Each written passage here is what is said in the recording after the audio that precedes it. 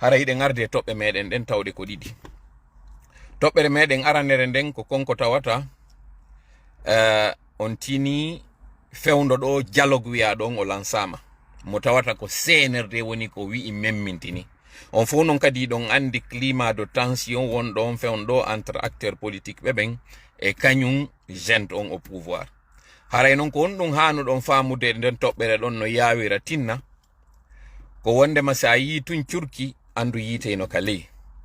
CNRD sikkuno wondema ɓe lawori ko ɓe ƴetti ɗo kon ɓe sikki kadi wondema armiji maɓɓe ɗin wallayɓe. On fof on yiiɗo kon ɗum feƴƴuno le 5 septembre feƴƴunoɗo ɗo o concert maɓɓe mo ɓe waɗi mo tawata on ko ɗum ɗo non woni seede ko wiyeten kon hino woodi loyru ndu jogiɗen ndu tawata sen gollitiri ndu mo faala ɗen wo en ƴuppay mo faala ɗen wo en wattay mo e feere. Joni noon haray kon ɗum wonmi e yiltitade nde toɓɓere ɗo ko yon andu CNRD ils sont dos au mur. Toɓɓere ɗimmere nden noon ɓurtay on hollude andina on combien de fois CNRD ils ont le dos au mur, mais haray jentitelan ɗo no wirɗen noon en ala juutinde direct on ko toɓɓe ɗiɗi e kunto e marɗen. Ko on ɗum haray waɗi ha si ɓe memmintini o dialogue maɓɓe ɗo koko tawata kon ɓe yii leydi ndindi darike, ɓe yii kadi konko boykotuno ɗon concert on, mettiɓe moƴƴa muusiɓe ɓe andi hande ɗo ɓe ala même pas 3% population on wonɓe yiwtirde ɓawo maɓɓe. Haray noon ɗo jama on o weltanama fota sabu on holli jaka porte à porte on e bouche à oreille on wiwgol ngol boycotting activité ji ɗi tawata ɓe wonɓe e dolude en no wadde en yiiɗo hande effet muɗum o andi to mbuuɗi wowli. Porte à porte kamɓe kadi ɓe waɗi, intimidation ɓe waɗi, kono ɗum e ɗum muɗum artiste ɓe maɓɓe ɓen arno yimi ka woni gratuit ɓe heɓali hay goto. Ko on noon ɗum ɗo hani en faminde ɗum ɗo le ko concert ko wondema ko enen jaka jogi doole ɗen sen tutti goɗɗo o loppoto. La même chose aussi ɗen wawi appliquude e activité ji économique ji leydi ndin. Iɗon andi o concert non hariɓe eɓɓisi yimɓe ari no notino ke ɓe ƴettayno ɗon image ji ɗi ɓe gollitirayno dans leur communication e kañum kadi ɓe gollitira e ka négociation ji maɓɓe kamɓe e CEDEAO on kadi on anda ɗum.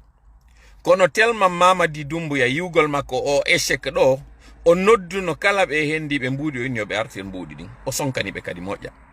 Ndaare ɗo effet konko tawata haray muusimo anditen non ñande o yaltuno kadi o waɗi inauguration hôpital Donka on o fuɗɗino saare o immi ha o hewti Donka o ari ɗo tawi o yimɓe yaltita o jibi ene ko on ɗum waɗi haɗi yimɓe o yi'a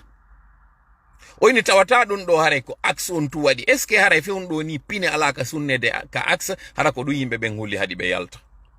O ƴetti o parade makko ɗo o cortège makko ɓe mi ka axe ɓe ari ɓe tawi pinere wallinaka hino sunne, hayre pooɗaka hino kala lawol, weduro ala ka tappirede goɗɗo, hunde ala wadde saare nden no laaɓi tawi c'était une ville cimetière. ɗum ɗo metti mo tellement tawi ko maɓe waɗa konko ɓe waɗi ɗon ɓe holla mone maɓɓe on wargol yimɓe. Pourtant le nden ñande harina manifestation innano ko ville morte. Yuɓɓindire non ɗiɗo ɗiɗi ndaron andon ko honɗum ɓurata muusude CNRD.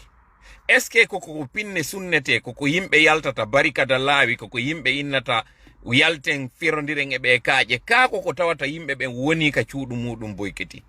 Réponse on ko tout simple. Wondema ɗi boykot ji hino muusa ɓe ɓuri konko tawata en inna hiɗen sunnude pine. Sen sunni pine en créyi sendo kawo on hino wawa sa ƴetti DJ jo addimo e boîte de nuit. On musique ɗon no welamo konko nanata hay sina kanko woni animude. Donc traina entraînaɓe yawgol waroya hewta e scène ji tawɗi hara ko sendo kawo ko ɗum ɓe yiɗi o groupement de force spécial ko addeteɓe nokkure ko tawata kolo kawo total. Donc si en waɗi o manifestation en waɗi konko tawata ɓe yiɗi yiwgol pine no sunne si ɓe ari mum haray ɓe woni excité haray ɓe yiɗi ɗum non. Par contre si ɓe hewti e nokkure nde tawno ɓe habbino heɓugol interlocuteur ɗo ɓe pirda e mum ɓe heɓali haray no wawi sa ƴetti almamijo a naadimo e boîte de nuit musaymo ko ɗum ɗo musata CNRD ha yaltina ɓe état maɓɓe on ɓe mono kanko tigi tigi groupement de force spécial. Donc mi fala en faamu e nder toɓɓere ɗo combien de fois hande ɗo si en nantodiri en décidi boycotting activité économique et politique ji wonɗi e arde ɗo ɗin yeeso en darni leydi ndin kombendo fo ɗum ɗo muusa e CNRD goɗɗo barmintake nangetake dooletake waretake faame moƴƴa jama andon ko yawiti ɗon ɗo o boycott c'est l'arme la plus redoutable qui soit sur cette terre hande ɗo yimɓe noon yawitoto tum ma sikka noon ona ɗum waɗata hande ɗo si en boykoti kala ko CNRD woni e waɗude déjà taw message on ko clair kala yiwɗo mo anday ɗum ɗo ko effet jama on waɗi ɗum ɗo na ndiyan saaƴi na tremblement de terre waɗi na nawnare woni ka yaasi sakko inne ko confinement ko jama on décidi ka nantodirgol maɓɓe mi insista ko mo nantodirgol par ce que si ɓe yi e yaltal tum ɓe andi jakay ɗen nantodiriɗen e woota tiken jafagoli innuno kannu seron zini ça va faire mal donc ko union meɗen on woni kulol maɓɓe ngol parce que ko tanke ɓe divisude en ɓe andi ɓe hoore meɗen si ɓe yi non tu wondema en nantodiri en yaltali en boykoti ɓe andi ɓeɗo fof si haldoyi kadi yalto en guite ɗum ɗo moƴƴanoytaɓe donc première étape on taw hollen boycott on no hollirnoɗen noon ñande 5 septembre ɗum ɗo no muusa ɓe on anda noon confidence ji ɗimen heeɓi ɗi nder ton ɗimen yaltinanta on kene ala kulli haal mayn noon e toɓɓere ɗimmere nden nden toɓɓere ɗimmere nde tawata on yiiɗo ka ɓe immi ɓe yehi ka port avec des militaires yawgol intimida golloɓen ton ko on ɗum waɗi ɗum ɗo heɗite moƴƴa andon politique on ko jinna andon kadi ha on to fi CNRD on ko lanno ɗum e yewtino nanen ɗo panique maɓɓe on o fuɗɗike nanude ɓen wonnoɓe mo yewtude wiya wota marginalise action wota darto jama on fi kala ɓe wardegoy kono andon fewn ɗo CNRD mi yetino kon ko Cerbère so chien à 3 têtes donc CNRD on hande ɗo plutôt que d'avoir 3 têtes ɓe mari 5 têtes donc en tant que tel no woodi ɓen deesiduɓe puusay mo kanko Mamadi Doumbouya ha ko watno ko 28 septembre waɗa ha o ɓurta wonude complètement isolé impopulaire ɓe waɗa noon coup d'état on hoore makko kanko kadi noon mo deesidi o yiltitoto hande kadi e ɗin laawi ɗi o andi ɗin moƴƴinay mais c'est déjà trop tard donc koko ɓe inni ɗo on haray yoɓe yawɓe tippo ka port ko parce que on yiiɗo photo ji monsieur Alpha Condé yaltunoɗi ɗi tawata men jaɓali commentude à votre avis fi on ɗum haɗi men jaɓa commentude ɗi réponse on men jonnatamo hande kono mi jonnay on ɗo indice ji seeɗa au moins mi yewti noon fi article mo François Soudan waɗi on sur Jeune Afrique ɗum ɗon on e wowlino kon ɗum wonno objectif on donc CNRD yugol maɓɓe anda vérifia wondema hi article on ina approche ɓe monsieur Alpha Condé windimo ko François Soudan tigi humpodiri e monsieur Alpha Condé ɓe memmini machine maɓɓe on fiyo monsieur Alpha Condé artire la Guinée monsieur Alpha Condé noon famugol makko kanko kadi ɗum ɗon équipe makko conseil ɓe makko ɓen fewjanimo goɗɗum ko waɗete andi ton noon fi yaltugol monsieur Alpha Condé il y a 2 questions ko jama on posali fewndo monsieur Alpha Condé yaltay noon première question o fi on ɗum première sortie on yawgol Émirats Arabes Unis ɓe innuno pour 1 mois on 1 mois wonti 3 mois première question deuxième question jama on landitaki hoore muɗum ko pays ji tati monsieur Alpha Condé suɓino à savoir ka Sassou Nguesso Turquie et Cuba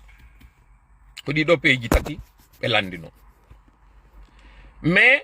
finalement CNRD ka manipulation maɓɓe parce que artirgol monsieur Alpha Condé hiɗon anditi ko ñande mi waɗuno direct minni ko ɗum woni état monsieur Alpha Condé on ko nden ñande monsieur Alpha Condé hewti à l'improviste débarque ka aéroport yimɓe wattanano ila mi yaltano kadi mi commenti avec prétention mi yaltano mi wowli miɗo andi kon ɗum waɗno ɗum ɗon ko parce que ari déjà en planifie marche ji waɗetenoɗi ɗi tawata ɓe falano kayo RPG e kañum mouvance on e opposition yo nantodiri e hoore ɗi marche ji ɓe tawi yoɓe deseeru pression on hoore maɓɓe ɓe artira monsieur Alpha Condé donc ko retour précipité ɓe waɗuno ɓay kadi yehi ha ɓe tawi ɓe falama hande kadi yaltingol monsieur Alpha Condé ɓe lansa non kon ko ɓe lansata fi 28 septembre on ɓe memmina kañum kadi dossier FNDC on fi crime de sang on ɓe tawi yo monsieur Alpha Condé éloigné donc ɓe waɗi manipulation mo tawata on woni yiltitade hoore maɓɓe ɗo hande CNRD ko moni yewde ɗo kon noon ardine tun hakkille mum o yehi kadi seedeji ɗin miɗo tawa e ɓen tawoɓe ka communication meɗe mari stratégie rétention information parce que moma makko on hewtali a wande ɗo kadi ko mise mi woni on e jonnude mi adday woni ha e nokku mi frena kono miɗo andi ɗon mari hakkille mi inni wondema CNRD ko tambantilonde maɓɓe nde woni e artude ɗo e maɓɓe parce que ɓe yaltino Messi Alpha Condé pour la deuxième fois alors que ɓe andi Messi Alpha Condé duwano ka yaltude mais fi mettinalngol en fi en yaltu sonken inne Messi Alpha Condé duwano ka yaltude ɗen andi on tuma yaltu no sensibilise ɗen jama wiwɗen hinaɓen ɗon taw woda wowlede fimo yewten fi 28 septembre ko ɗo noon yoton noon effet on tuma komin jaɓano commentugol parce que ɓe falano waddidirde en on tuma e mouvance on nun wona on yiiɓe ɓe wonɗon waɗirude ɗo noon alliance kamɓe ko ɓe faala ko champion jomon on yo soke o yiiɓe opposé ke yaltugol makko Allah waɗi onon ka jama ka nantodirgol meɗen on yaltali komantuɗon fankuɗo mbude wasina o yaltuno kañum Messi Alpha Condé hande ɗo noon ɓe yi Messi Alpha Condé ka woni toon no wonani ɓe risque plus que si Messi Alpha Condé no ka leydi ɗiɓi hulno ɗin fof kañum kadi daɗali ɓe décidi noon joni artirgol Messi Alpha Condé mais le mal était déjà fait deuxième question mo duwano ɗon posade fi on ɗum e nder pays ji ɗin tati ɓe suuɓi o pays Turquie réponse ɗi question ji ɗo ɗiɗi arano on tawgol ngol wondema deuxième fois Messi Alpha Condé yalti pour une durée indéterminée deuxièmement Messi Alpha Condé naɓama ka tambatuba ferano ɗon ka nder wakare o naɓama ka jaatiguijo makko tawɗon oɗo supportaymo jusqu'au bout hande ɗo non CNRD après ko ɓe wanno on calcul maɓɓe nden ñande ɓe inni si Messi Alpha Condé yahay e nokkure nde tawata meɗen mari garanti wondema o artoye yomin suɓi ndi leydi ndi tawata so yehi e mayri on ndi leydi ɗon no mari intérêt économique ka amen ko tawata si min utilise oy ɗum ɗon tun ɓe wawa rekiloyde ce qui n'était pas le cas ɗiya pays ji lutturi voilà calcul mo CNRD waɗno on tuma acciti Messi Alpha Condé yalti fi manipulgol en e fi repousugol pression on deseramo hoore maɓɓe hande ɗo noon arti e hoore maɓɓe kañum CNRD le mal est déjà fait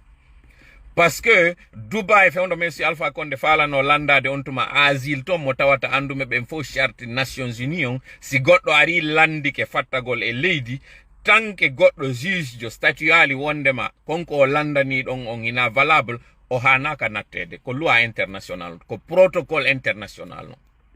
ɓay ɓe andi ɗum on tuma ɓe précipité ɓe artiri Messi Alpha Condé e konko mi wiwno on ɗon kañum kadi watti e muɗum o audio watti e muɗum kañum kadi ɗuytugol pression wingi divisugol en innawa siko sabu oɗo onon wonno ɗon tawtirde opposition on awa hinno on hetti champion moɗon ire rentré e mi waɗa mo kadi dans les bonnes conditions ko ɗum ɓe waɗno on tuma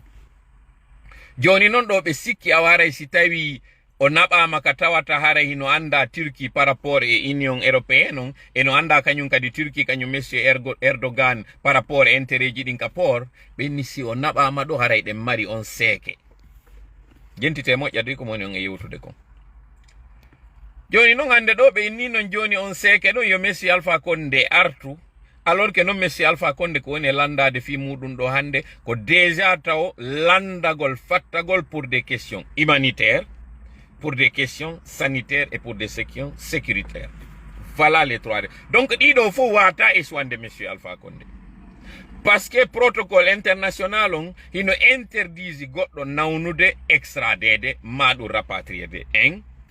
Deuxièmement, quand nous dit en sa qualité d'ancien président, motawata ko coup d'état wadana motawata kadi pembe wadidana coup d'état woɓɓe hino warede fewndo ni e nder kasoji ɗum ɗon kadi yonifi yo invoque question humanitaire o invoque ɗon kañum kadi question sécuritaire en ala juutinde yewtere nden sengo ɗon ko hano ɗon tum famugol hande ɗo CNRD s'est tiré une balle dans le pied. Parce que konko ɓe menaci ɗon ɓe jonni 24 heures woɓɓe inni 72 heures ɓe anda relation on jeyɗo Albayrak on tawɗo on ko esirawo kañum monsieur Erdogan par rapport e monsieur Erdogan ɓe anda ɗum ɗon taw en deuxièmement ɓe anda kañum kadi on compagnie Albayrak hande ɗo himo mari pression e hoore laggine ɓuri ko laggine innata no mari pression e hoore maɓɓe pour la bonne et simple raison hande ɗo hay si ɓe jantiti contrat Albayrak on juuɗe maɓɓe Albayrak no mari taw déjà nokkeli goo laggine mi sikki ko peut-être e nder ɗuma maɓɓe on fou chiffre d'affaires maɓɓe on no gasara e laggine ko terlen 5% représente ko ɓe woni heɓude kon donc ɗum waɗata ni so ni furwa kañum albayrak ɗo ni hande. Deuxièmement kañum kadi en yiiɗo campagne d'assainissement mo ɓe waɗata lewru kala ko albayraka non kippi fi ɗin poubelle ji hande ɗo non on iɗon sikka si ɓe inni ɗo hande ɓe arretude activité ji albayrak ɗin ko albayrak ɗum sonjata par rapport e poubelle ji ɗi jogiɗen tin tun iɗen andi fewɗo mairie ji ɗin fof keesji muɗum ɗin hino ferma ɓe wawata innude fewɗo ni kamɓe tigi ɓe fewta innugol ɗo ɓe waɗa question d'assainissement c'est impossible. Donc question ji buyno ton ɗi tawata CNRD ɓe famali konko ɓe waɗi ɗon parce que si ɓe inni koye ɓe waɗu pression fiyo monsieur Alpha Condé artu ɓe falji pression wata gasude hande ɗo e hoore Turquie. Turque ɓe ɓen ɓe tawata e ɗon andi hay o question Ukraine e Russie position kañum monsieur Erdogan o sino woodi piyon ko mi yiɗi e hoore monsieur Erdogan fi kala mi yiɗano ko soutenino kon RPG fewndo ɓe wonno dowlude en kaka tawata ɗon so desidani goɗɗum o inni ko ɗo o jogoto ɗon kanko na position géostratégique no yimɓe go andira wiwgol ngol bon ɓeɗo hiɗe mari o intérêt ɗo ko manantonen ko ɗum waɗi si kanko fi kala innayi mo défendude question musulman ɓe ɓen kanko e Chine relation maɓe mari di on ɓay hewti Ouïghour ɓe ɓen on kotanoki par ce que kanko ko intérêt makko on woni e ndarude ka wandi on ɗum ɗo est ce que ɗum ɗo no ɓendani min donc na ko inneteɗo hande CNRD ino bloqude ɓe ma menacata ɓe ɗa wata réglude goɗɗum non non hande ɗo CNRD vous êtes encore tiré une balle dans le pied ko ɗo non andoton ko waɗno ɗon men kon sikkuɗon ko mene waɗu ɗon ko ɗo non hande kadi heltata e moɗon hande ɗo opposant ɓe yaltuɓe ɓen à l'extérieur hiɓe mari hande ɗo ni hiɓe woni redoutable e hoore CNRD ɓuri ko CNRD si tawno haray accunoɓe ɓe lotti ka nder pays par ce que ɓeɗo fof hande kadi nantodiray jonnidora juuɗe hoore CNRD à l'étranger et ça va faire vraiment mal e hoore CNRD minon no vidéo on o juutata hara miɗo haaɗude ɗo eɗen toɓɓe ɗon ɗiɗi je sais que hande hari ɗon habbino emi yewtu on piiji buyi mais mi wawata arde e majji ɗi fof parce que yewtere nden ko yen dosude sen dosali nden bonna e goɗɗi gono toon fokkituɗi tawoji ko si fankanoma ɗi ɓurata réussisude ande tour rete noon a résumé piiji ɗiɗi e konko yewtuɗen kon ɗo si are noon ka divers meɗen premièrement CNRD hande ɗo déjà ko ɓe woni e yewde fi mum ko darugol kon no ɓe aritirta crié fo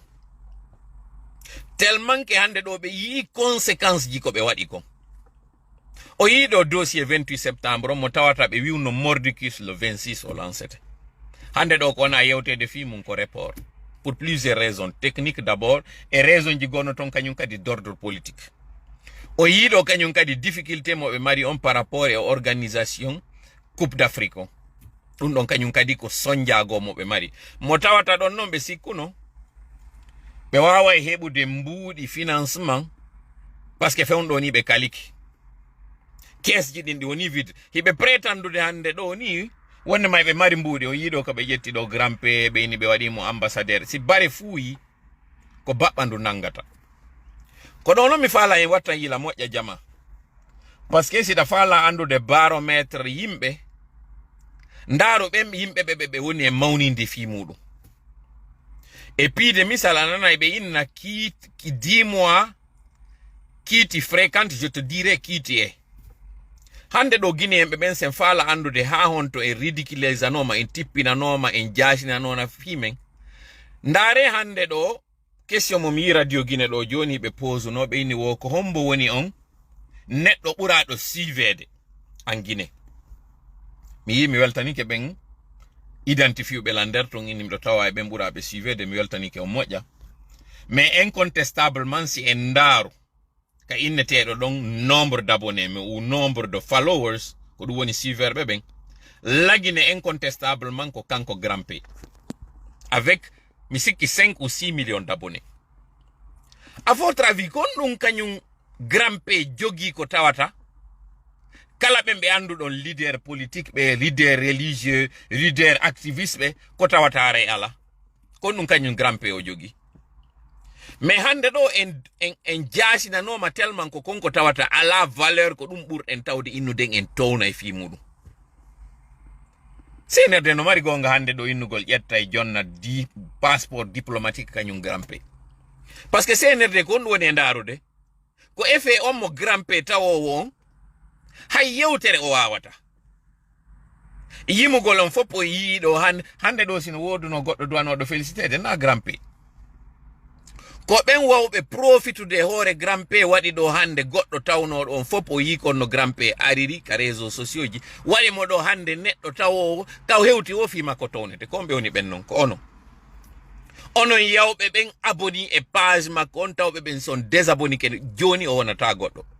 certes eɗen andi ivoirien ɓe no tawa par ce que wano buzz ko ɓe waɗayno kamɓe e doxy Cameroun ɓe no tawa même éthiopien ɓe no tawa j'ai des amis éthiopiens addamɓe lan ñande go image kanko Grand P ka waali ka hôpital mo ɓeydanede ndiyan ƴetta koola ɗon photo makko kanko e edoxy mo wundi edoxy inna ko edoxy woni yehi ha nawnini mo waali ka hôpital ko ɗum ɗo woni légende windaɗo on takko ɗon andi ton non Éthiopie Afrique orientale on disons Éthiopie Érythrée Somalie ɗin ɗon fof komɓe ndo fa ko yimɓe tawoɓe ɓe anda ko fewndi kon dans le reste du monde koko ɓe yeyata wo ko ɗum donc ko on image ɗon waɗa montage naɓanaɓe inna oɗo ko ɗum ɗo heeɓi mo ndaare kun ɗo no kum fanɗiri ni kum pallar kun ɗo e ndu totiru janɗu ndu ɗo ndaare ko waɗi mo kon tawi ɓe waɗi ɗum e nder from ji maɓɓe ɓe jala ton donc no anda na enen guinéen ɓen tu woni abonné e makko kono hande ɗo onon ɓe tawɓe ɓen ɗo kala ko tawata CNRD ɓatike son boykoti yanay heɓe ɗon ide andon combien de fois ka jasinagol meɗen CNRD tawi no préféri jonnugol ɓeɗo passeport diplomatique alors que ne wodi hande ɗo leader politique ɓe tawata passeport ji mum no jaɓa hande ɗo ko guinéen ɓe jelu woni à l'étranger tawɓe passeport maɓɓe ordinaire on ɓe ronku hendade CNRD non kañum taway no wawi ƴettude non seulement holla jaka ɓe wawi moƴƴinde passeport mais e hoore ɗum ɗon kadi ɓe wawi ƴettude passeport diplomatique jonna goɗɗo. Je m'adresse au CNRD aujourd'hui pour exprimer ma désolation, mon indignation et ma déception de voir aujourd'hui que, avec tous ces Guinéens qui demandent à avoir des passeports ordinaires à l'étranger et qui ne parviennent pas, dont les titres de séjour aujourd'hui sont menacés de révocation ou d'expiration, et par conséquent qui sont menacés d'expulsion, le CNRD, la représentation diplomatique guinéenne, n'est pas en mesure de leur fournir ces passeports pour lesquels ils ont payé. Mais au même moment, le CNRD nous montre qu'ils sont capables de faire un passeport et de surcroît de faire un passeport diplomatique et à le donner à une personne. Ça, c'est une insulte à la population guinéenne. Pendant qu'il y a des leaders politiques dont certains pour des raisons de santé doivent être évacués, aller à l'étranger se soigner, parmi les anciens dignitaires, le CNRD confisque leur passeport, mais le CNRD est capable de donner, d'octroyer un passeport à celui qui n'en avait pas, et de surcroît de faire un passeport diplomatique. Certes qu'ils ont évoqué le fait que ce soit le représentant de la culture. Parlant justement de culture. Où est-ce que se trouve aujourd'hui cette culture guinéenne? Des artistes aujourd'hui sont alités, ne parviennent pas à se soigner.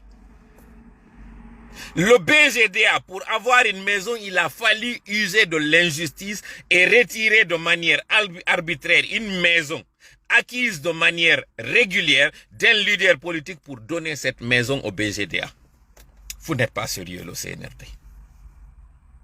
Évidemment, lorsque vous aviez pris la maison d'un certain Mounir pour la remettre à la presse, pour dire que c'est ça la maison de la presse, c'est le comble. Lorsque la presse s'est tue là-dessus et qu'elle est tombée dans ce piège aujourd'hui, cette presse ne peut pas venir et critiquer cette décision arbitraire de retrait, d'expropriation de cette maison de M. Sidia pour la remettre au BGDA. Mais le CNRD, je ne pensais pas que vous alliez tomber si bas, aussi bas, pour prendre un passeport diplomatique et le remettre à une personne aujourd'hui qui a plus besoin qu'on défende ses droits. Grand P aujourd'hui, est-ce que Grand P bénéficie réellement des retombées de toutes ces choses, de toutes ces publicités qui sont autour de lui? Est-ce qu'aujourd'hui, Grand P, on est en train de défendre réellement son intérêt? pourquoi on ne ferait pas en sorte que Grand-Père se marie? Pourquoi on ne ferait pas en sorte que Grand-Père fasse des enfants, qu'il ait un avenir pour qu'on dise que lui, c'est sa progéniture? Malheureusement, il y a des individus qui profitent du fait qu'il n'y a pas de répondant autour de lui. Ils profitent du fait qu'il ne sait rien de ce qui se passe autour de lui pour faire un label. Prendre toutes les retombées d'aujourd'hui de ce que c'est. Je tire le chapeau à Alpha Souma. Alpha Silla plutôt. Je pense qu'il s'appelle Alpha Silla. Qui a su prendre quelque chose et en faire un produit. Un produit digeste, consommable. Mais est-ce que toute l'équipe qui est autour de Grand-Père aujourd'hui est franche envers Grand-Père? Parce que Grand-Père aujourd'hui, on l'utilise même pour manipuler toute une masse et nous faire oublier l'essentiel. Harajama ko mi fala wata yimbe ben sikkudo joni ko mi contre Grand-Père. Grand-Père odo kono wadi mo Grand-Père. Mais hande do bay CNRD bati ketun Grand-Père kala ben yawbe bati CNRD hande do ko boycottetebe. Kala ben artiste be notinobe woni ko Singleton woni ko je ne sais qui hande do ko en boycottube. Mi yeddade si be yeyi sur le plan international si be yeyi Sénégal, Côte d'Ivoire, partout dans le monde be hebo ya yimbe. Kono album mabbe page mabbe din taw on fop désabonné maji i won ton. Kala o mo yuno don hay photo mun ton hay si winno no abe wadno tun photo an ton kono mi tawanoka seke ara o yewtidu no mabbe ko ala dernière minute o yi pression ngo tayo rekilo hay be do ko yon tawno be der ton. Itisi ke ben tawno be jawno ka podium. Be jawbe ka podium do ka be jawi don ko don be luttata. On tipina fi mabbe on désabonne don e mabbe fo. Ça c'est encore une forme de boycott en attendant 28 septembre et 2 octobre. Comment hollembe do hande en wawata cautionnude ko be woni e batondirde do e CNRD. Kala kum piwum batondir ko e CNRD hande do ko kum boycotté. Goddo non ara do joni na tola me hino non be nyande wota en critique ko wadana ko ngajja binta lali. Donc en réalité quoi etnojo parce que do joni a hollay woni wonde ma wa Grand-Père puisque na pullo a critique fi mako me fi hajja binta lali a critiquali fi mudum. C'est votre droit. Je suis responsable comme on est yewde comme nami responsable ko on don e famude ko. Hande do hajja binta lali ko be victime no Grand-Père woni non victime. E yewtino dun don e video fake no do combien de fois si CNRD ko sincère no e wallitagol hajja binta lali ko onno be wadayno e ko honno be wadirayno. Me famen do hande si tawi goddo jetti hayre fidiri mande sida mari hakkil na hayre den jettata tappa ko den hayre don jettata yiltita tappiramo ko hajja binta lali utilisa comme hayre tappugol ennun enen jettude hajja binta lali utilisudo den tappugol kanyum CNRD fame mojja ko moni on e yewtude ko hande do non Grand-Père ko hayre go kadi wona jettede fidire kono na kaaje den fo fidirte da jettade yilta tappitira goddo kaaje gono ton side addama ko ya moƴƴinirde birki darna suudu madan dum ko ndun suudu wonde e darnude do fame moƴƴa ko moni on e yewde ko komi logique ko moni e wadde ko na contradiction moni e wadude. En d'autres termes baydo CNRD andi di 6 millions d'abonnés ji dis Grand-Père marido ƴetti Grand-Père no mi wiri non tawowo ko hay yewtere fewnde wawata wadude. Tawo hande do ko nawnudo kanyum woni Grand-Père ko be do fu tawa e on catégorie innetebe be timma. Dans les pays normaux Grand-Père ko nay wadinede do hareno organisation ji go imminoke fi defandugol droit ji makko dim parce que hande do si feƴƴi Grand-Père kono jawdi di o remdi di o généri din do fo wadete. Est-ce que no gerede ndare ko no Grand-Père wawirte nyawndede améliorer parce que kala ko nangi mo do ko nyawndete. Mais hande do na du wona e wadede ko ƴettugol nafa on fo ƴetta koy cioncoy borna modo mais en réalité hande do si goddum wadi do Grand-Père imburi do fo ko yimbe woni ƴettude di senda nene makko eno wuri mi anda baba makko eno wuri mi anda ono mari koto mi anda ono mari jaaja mi anda ono mari minya mi anda est-ce que ono ngido ngandi mais hande do ndare CNRD no woni e wadirde do e yimbe mafia wi wongi to tour makko kanko. Hande mi natata do e jonnugol inde ben yawbe propose wonde ma Gibi ka warno parce que andite do fewndo artiste be yidano ko den nyande o wadi on demande mais nyande o rencontre ɗon est ce que koko grand p landino kon tun nden nyande woni est ce que ko grand p tun landino nden nyande doléance nyande artiste ɓe yiduno e kañum colonel Laye Mamadi mais o yiɓay tum ɓe andi ɗum ɗon no welani ɓe fi ɗum ɗon ɓe waɗi par ce que manipulation no e mum ɓe landi ɓe waɗanegol assurance santé ɓe landi ɓe wallitagol fi évacuation e ko nanditi e muɗum ɓen ɗon haɗi waɗane o yafoto kam mi woni ɗo nangue nge tippike moƴƴa nokkure nde wuliɗo simi huɓɓini ɗo to wangal par ce que goɗɗo ina ɗo joni waɗu climat ɗa non simi huɓɓini ɗo joni to wangal e wawata ray nantodirde ɗo compte tenu de certaines choses komi faala ka raɓɓinɗingol ɗo en arde ɗo mi écoutina on ɗo audio ko feƴƴi kon fi affaire tabital pula kon FC boycott on ko ma golla moƴƴa sen gollirali FC boycott on ɗo e plan ji ɗin fou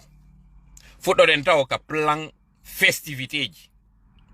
hollen senerde ko enen waɗi ko woni wo ko enen taw déjà waɗi coup d'état on ko enen validi mo hollen ɓe non fuɗɗi taw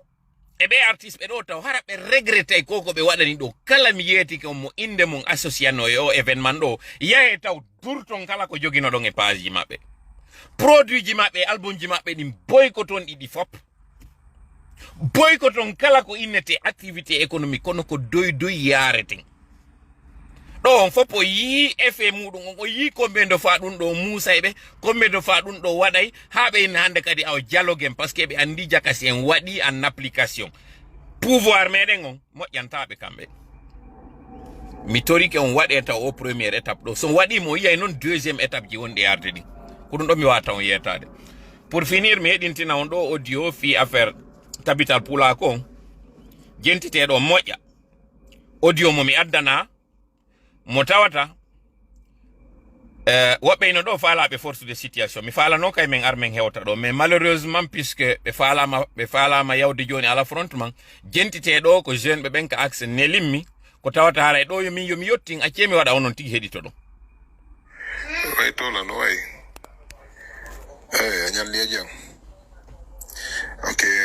aya photo men fano déjà waggol pijidi en direct pour que yo jama on kala ko woni aɗa wawa hiwgol kamen wonɗo e kamen fewndi ɗon mais malgré piiji ɗi wawari yawgol avec le temps haɗay meɗen torima ya holluɓe hollan men ɓe kummujo bum faala kum darugol ko honɗuɓe woni tigi tigi le vrai dealer de l'axe ko honɓe woni l'axe ko honɓe woni axe ko honɗum woni axe action men holleɓe wona makiti arɗo wo sooda si ɓe tanginno ɗum no wodi hanki wa ɗum ala hande min waɗi réunion amen on min ƴetti décision ji amen ɗi kala on mumen humpiti naati ɗo ƴettugol mbuko e ɗayna woɓɓe go wiya kañum wawa waggol divisugol men ɗo ma aniyantugol men komin faala objectif amen e komin jokki hunde nde min jokkina hande ayo mo jokki e fenande min lanci appel o appel mo min lanci wona contre hay goto kono kala mo min nanguide preuve laamuɗo déjà miɗen noddede minen kadi miɗen noddede ɓemɓe ɓe infiltre déjà noddude men wala haalaji yimen ɗa minen min suuɗaki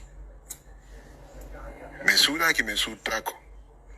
donc haray hollan men ɓe ɗum ɗon kala on jokkuɗo o wawata il se trompe donc hay hunde wata mere kilude wassalam. Ok, haray mi yiiɗo suufa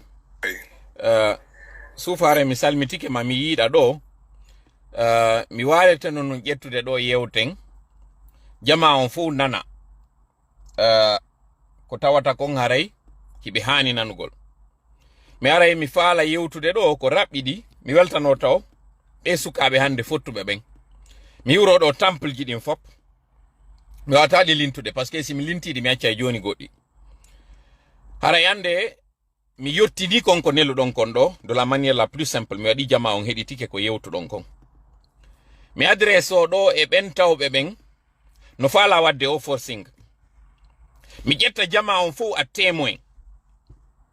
mi yewtino joni bientôt ko emmo woni e natude gibi mi woni e o sujet fi affaire o tabital pulako mi yewtiri kadi teddungal minni acce wota en geru ko moƴƴayno ko bona on fopi don seedi nde yewtere an be force situation malgré tout be yeyi be wadi sélection mabbe on fopi do reni ensuite dun don feƴƴi malgré ko be wadi comme men ari men invalide mascarade mo be wadi on min noddi be kadi do on fop on nani lendi feƴƴunodo ko mini be fop men noddi be yo be arme lancita élection ji din do nouveau malgré tout ça sala sanko tati be nangi e noddugol jeune be benka axe déjà ta waddidirgol be e tola la première des choses j'ai des noms ici mawbe be mi holino wontirbe sengo États-Unis et Europe be tawata mi faalaka yo taw innete tola o ino certifi mi faalaka yaltude yewta fi mabbe ma yaltina audioji mabbe do mi faaletaki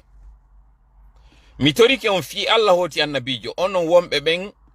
e wadugol naba artira aron yeto don sukabe ben wondema ko mawbe ben neli on aron yidon e mawbe ben tigi tigi wiombe ko sukabe ben wi on dun do acce minana be na pullo e gardi ko mo andi buri yawade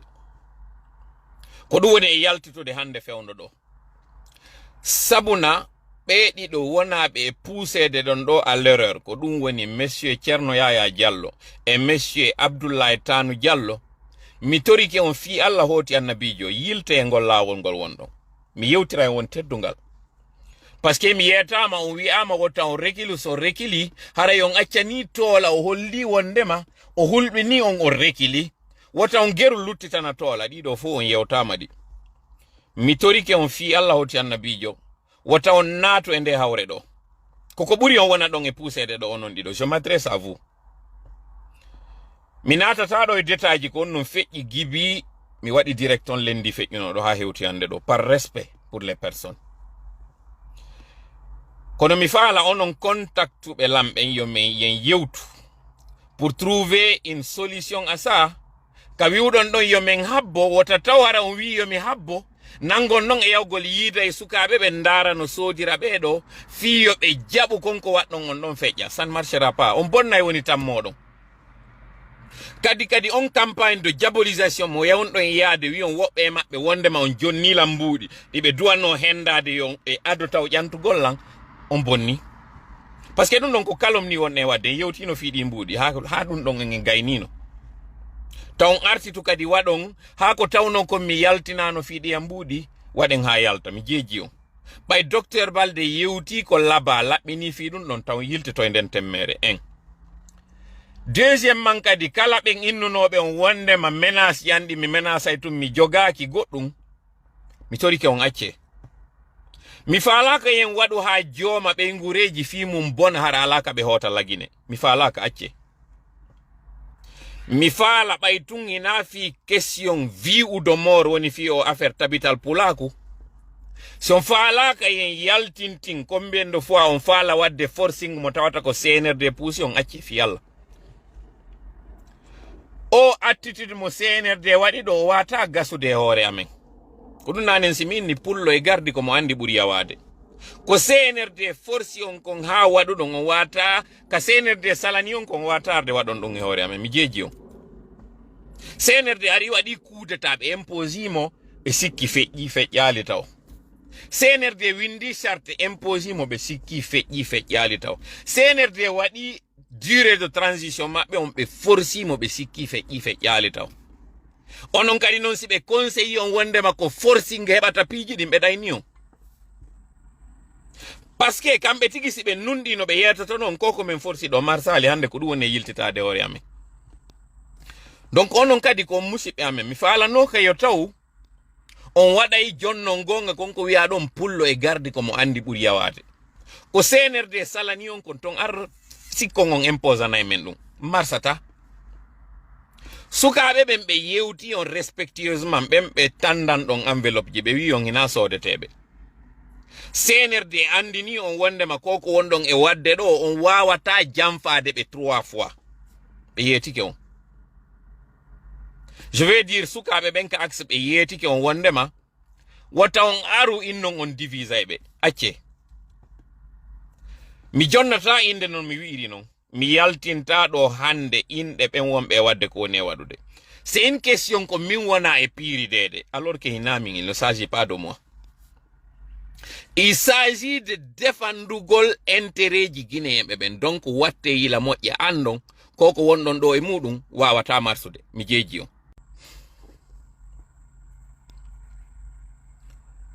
O ya foto de on essaye kono wawata koko wondon e wadde non. Falno no yo ngaccu wata men cippirde CNRD sengo men nanga cippirde mono. Nous sommes du même camp. C'est ce que je pensais. Kono hande do son holli jaka koko wonno don e pretandude kon fo hina gonga acce mi jeji on fi Allah. Mi repeta mi wowla kanyum kadi mi jeji on acce. Mi torike on fi Allah hoti annabijo acce. Mo fi Allah non ronki hara yon don kondu wawata mo yonude. Mi landike on. Fi Allah si wawali on yonude. Hara yonon kondu wata on yonude. Sincèrement.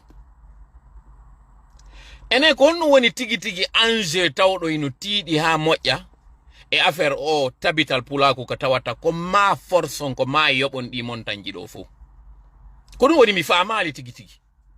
Kono woni si compliqué koko me landi on do wiugol organizing élection ji de nouveau de manière transparente. Fi on tenir non tan. La réponse est toute simple. Déjà ka insiste don do on burti tabintinde konko tawata men andi ko CNRD woni on pusude parce que ko non tu woni seule manière mabbe wawgol manipulugol sukabe ben dannina kadi fi kala ko inete contestation. Donc acce mi jeji on fi Allah. Hande do comme j'ai dit mi yottini nelal ngal sukabe ben nelimmi. Memo mo mawbe ben ala jusmani yeti men ben yo sukabe be window adda déposa mais de window de on memo. Men derojata men hollaybe teddungal kono onon wonbe pretandude ben do wi'a ko mawbe ben neli on alors que ben mawbe wowlata ko be woni yaw yidon e mawbe kadi wi on mawbe ben ko sukabe ben neli on alors que on ala sukabe hay goto baaw modon. C'est extrêmement grave ko on don e wadde do parce que o manipulation modon do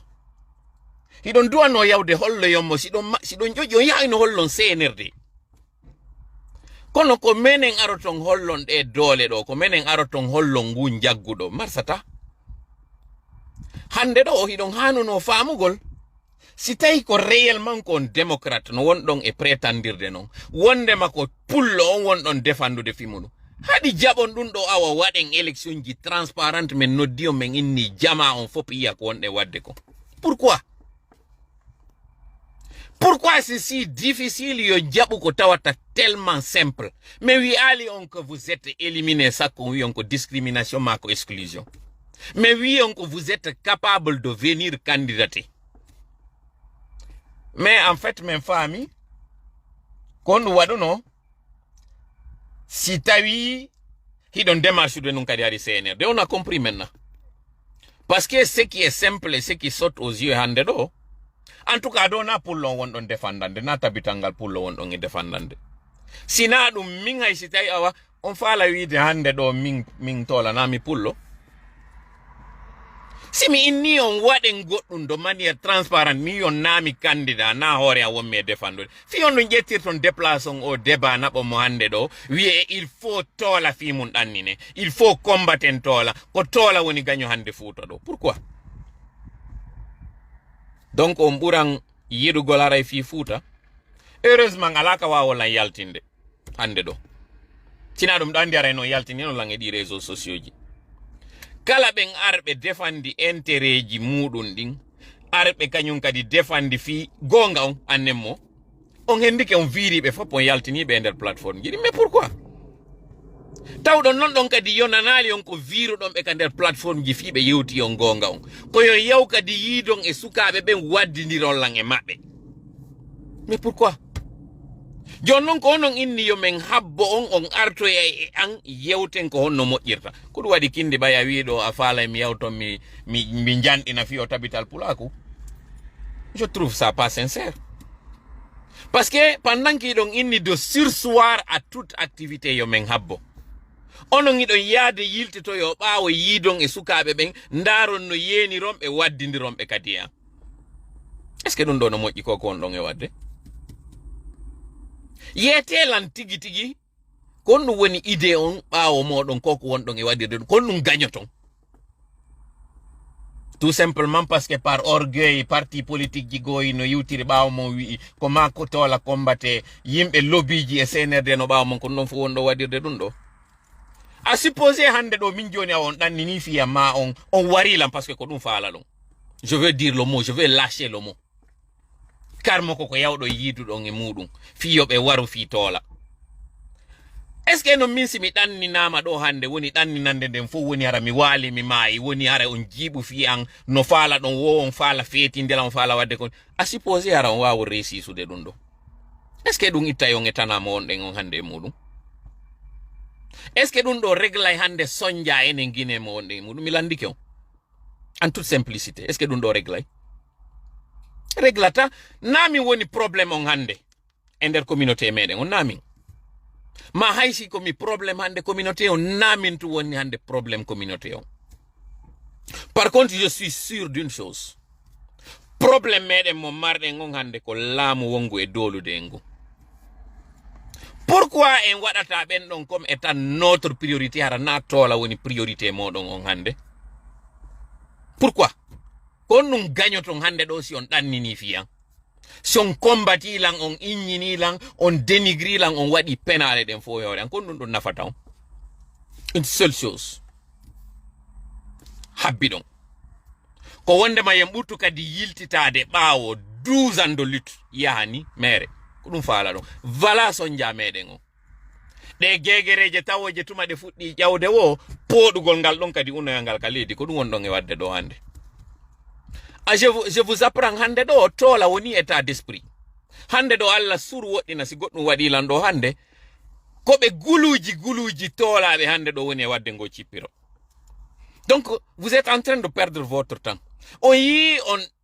on waɗilan cippiro ngo waɗɗon ngon fop wawali marsude on fop on jiwngilan on waɗi ɗum ɗo fo wawali gasude pourquoi na parce que miɗo dolni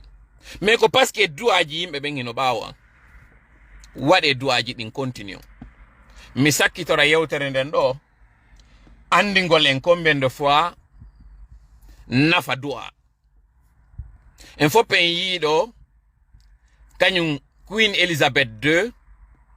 ko feƴƴini ɗo kon e duuɓi capanɗe 96 presque un siècle mais hande ko moni e yewtirde ɗum ɗo na fiwigol mi waɗana e du'a kañum Queen Elizabeth o waɗanama déjà na yewtugol ɗo yurmina fi Queen Elizabeth parce que no woniri non controversie no waɗi hay men soulignali fi muɗum et vous allez comprendre plus tard fi on ɗum haɗi men waɗa ɗum c'est pour la bonne et simple raison ɓeɗo innetake ko julɓe kono anduɓe ɓen fo Angleterre ka nder maɓɓe ɓe mari ton ko ɓe innata kon God save the Queen Allah reenu lanɗo debbo c'est extrêmement important wattane yila e nde yewtere ɗo God save the Queen hande ɗo kanko Elizabeth ɓay o feƴƴini roi arɗo on kañum kadi on ɗon kadi ɓe wiya joni God save the King ko noon le Allah protégiri mo ɗo sabu ko yimɓe woni e waɗande mo du'a kon tuma hymne national on janga o ɓeɗole na julɓe waɗi ɗum ɗo imaginez non on fo hande ɗo mi ala wiide on ɗo joni yo wiu vive toola parce que na ɗum ɗo woni kañum o hande ɗo mi falaka déjà yen concentro e toola hande ɗo toola na de toola doit wonde en fait sujet principal on parce que justement c'est waɗi toola sujet principal on ko toola cukkete non ko mi fala ko yen andu si ɓeɗo waɗani neɗɗo du'a pendant 96 ans o ino wuuri anden ɗo non hande ɗo ko Allah non wonɗen e fewtude Allah taw ɗon ko arrahmanu ko en julɓe du'aji meɗen ko jaaboto hiɗon sikka si enen ɗo fo en wi Allah foolin ngo cippiro ngo toola woni e muɗum hiɗon sikka ɗum yehiray ni yehirtani donc mi faala en andu importance du'a on anden o du'a so yi hande en hewti ka wonɗen ɗo na doole amen na équipe toola on waɗi ɗum ɗo ko du'aji mawɓe neɓuno ɗum hikkiti ɗon kadi mawɓe ganin ɗo ko ɗum woni yaltude hande ɗo. Donc pour résumer yewtere nden, si tawi God save the queen on nafi, hande ɗo enen kadi wi'en God save the fight. En toriki Allah toroɗen tuma wawɗen wo heɓuɗen feere, wi'en yo Allah mawnin ngo cippiro ngo wonɗen ɗo folina en e maggo. Si ɓeeɗa ɗum wawi jabade enen kadi ko meɗen konko wakural, parce ko fodore nde Allah waɗani en. Hare mi weltaniki on ko taƴodiri kon on yaafoto ko waɗi taƴodiri kon kadi on andu ay après retenen ɗo wondema cippirongo janggo miɗo mari ɗo haray hewtoygol ka page frappe on débat question réponse ji ɗin waɗoya ton. Ça va être à partir de 18h GMT. Waɗen ɗum ɗon pour 1 heure de temps, 19h au plus tard 19h30 hara en gaynifi en wawa waɗoyde direct meɗen on mo tawoyta ɗon haray miɗo ka suudu si Allah jaɓi ɗo mari ɗon goɗɗi ɗi mi faala yon heɗitoyo ton ɗo e ɗum ɗon kañum kadi hara yon andu sukaɓe e weltaniki ɓe moƴƴa ka hoore axe yo Allah hinno yaafo ɓe waraɓe ɓen dow ganin ɗo. So yimɓen ala mentionnude fi waraɓe ɓen ko parce que tanke eɗen wadde bilan macabre on ko yurmede suno ɓurtuɗe wonɗe wadde hoore meɗen en négligeaɓe mayɓe ɗon hiɗen anditiɓe mais ko prometteten si Allah jaɓi maygol maɓɓe ngol wonata 20. En weltanike ɗo haray wano big suule en e kañum guiɗo pullo e kala ɓe waɗuɓe o kañotto fi neñiraɓe o suka waranoɗo ɗo en jarniɓe moƴƴa noon saabu ko ɓe waɗi ɗon ko ni si tawi en fo en hawti en tutti goɗɗum ɗum loppoto en innayo yimɓe ɓen yaw fiyo ɓe ware mais si tawi waranoɓe o kañum kadi en waɗanayno ɓe sifani haray no heɓi no bete ka fitten gonɗi ɓen taw ɓe waranama. Certes mbuɗi artirta mayɗo on kono ɓay haray si tawi en waɗani en anditani ɓen tigui en hollay ɓe wondema mayɓe ɓe mayirali mere. Wakkiloɗen noon la meilleure maniére honorugol ɓe mayɓe ɗo ara ɓe mayirali mere ko si en continue o littuɗo en waɗirimo nunɗal toroɗen Allah ballal e muɗum Allah wallu en Allahumma amin. Allahumma salli ala sayyidina Muhammad wa sallim. Wassalamu aleykum wa rahmatullahi wa barakatuh.